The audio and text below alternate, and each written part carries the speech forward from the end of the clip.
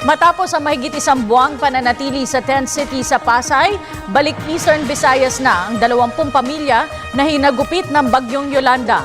Pagtitiyak naman ng pamahalaan, tutulungan ang mga pamilyang babalik sa kanilang mga lugar. Narito ang ulat ni Dina Pagibitan.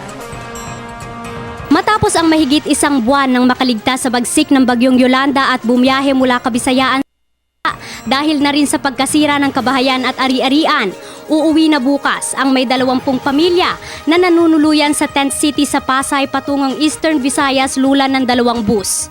Bagamat nangangamba kung paano magsisimula sa Tacloban, tuwa at pasasalamat ang higit na nararamdaman ngayon ni Joseph. Kasama ang asawa at 2 anak, masaya raw nilang ipagdiriwang ang Kapaskuhan sa kinalakhang bayan. Kasi sanay kami dun sa lugar namin. Dito, mayroon nang nag-aano rin ng bahay, saka trabaho. Pero dito bago lang kami, parang wala pa kami, hindi pa kami sanay. Gusto lang namin talaga bumalik na sa Tacloban, umuwi. Kung dati iilang damit at dokumento lamang ang dala ni Mang Romulo noong una ko siyang makapanayam sa Villamor Air Base. Ngayon, dahil sa dami ng nagbigay at tumulong, mahigit 5 kahon ng mga damit at relief goods ang kanyang iuuwi sa Leyte na kanyang gagamitin upang magsimula ng bagong buhay. Mabalik din ako paghanap buhay ng may alaga man ako ng mga litsunin ng mga biik at saka namimili po aking kaunting mga junk shop. Ang nasabing pagpapauwi sa mga residente na lantang lugar sa Kabisayaan ay tinawag na Balik sa Bayan Project. Yung Balik sa Bayan program ay isang door-to-door approach. Hindi lang po natin sila ilalagay sa bus o sa eroplano tapos hayaan na natin sila na mamasahe ng sarili nila.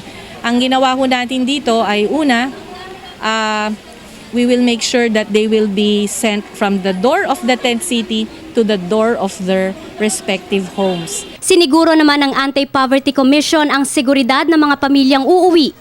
Bukod sa Philippine Air Force Patrol na sasabay sa mga bus, may mga Air Force personnel din na sasama sa loob nito. Ang sinigurado namin, meron ba silang babalikan na pamilya na naiwan doon kasi merong support group.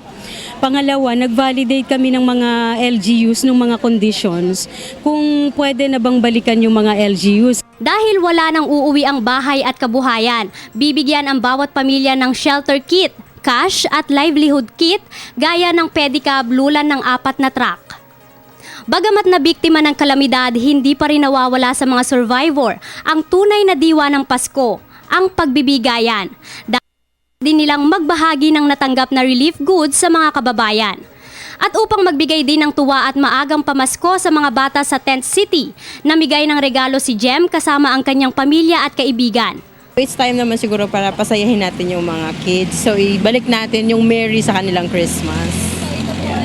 Ito, yes, for the kids. Kung hanggang ilan lang yung maaabot. So yun, kahit papano, makakatulong din sa kanila yan para mapasaya yung Christmas nila. Sa susunod na taon, nakatakdang mapauwi ang mahigit 70 pamilya sa tent city at Fabella Homes. Para sa Telebisyon ng Bayan, ako si Dina Pagibitan.